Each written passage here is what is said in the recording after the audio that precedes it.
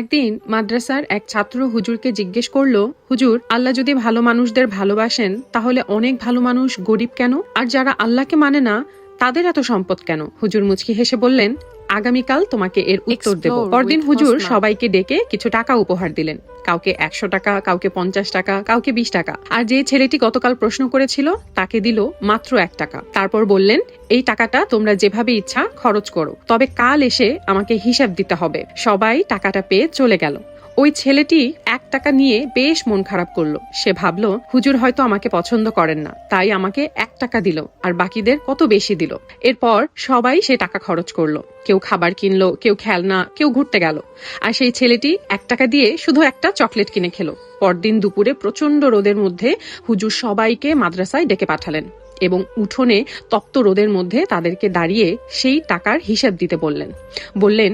যে যত টাকাই পেয়েছো সেই টাকা কোথায় কিভাবে খরচ করেছে